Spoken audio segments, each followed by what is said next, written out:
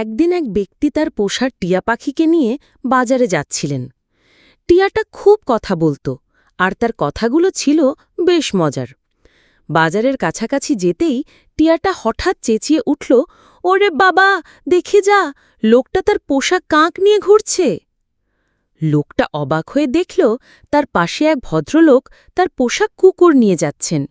সে টিয়াটাকে বলল, আরে বোকা, ওটা কাক নয়, কুকুর। টিয়াটা মুখ ভেঙিয়ে বলল, না না, ওটা কাকই, কাকই তো হয়, দেখ তার মাথাটা কেমন কালো আর লম্বা।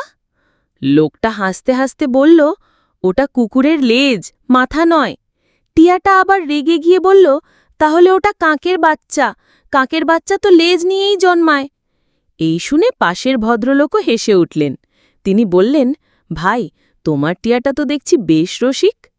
লোকটা লজ্জায় লাল হয়ে গেল। সে টিয়াটাকে বোঝানোর চেষ্টা করল, আরে বাবা, ওটা কুকুর, কুকুর। কিন্তু টিয়াটা তো নাছোড়বান্ধা। সে হঠাৎ চিৎকার করে উঠল, আমি জানি, আমি জানি, ওটা আসলে একটা ছাগল, আর ছাগলটা তার নিজের লেজ নিয়ে খেলা করছে। সবাই হাসতে হাসতে গড়াগড়ি খাওয়ার উপক্রম হল। লোকটা তাড়াতাড়ি টিয়াটাকে নিয়ে বাজার থেকে পালিয়ে গেল।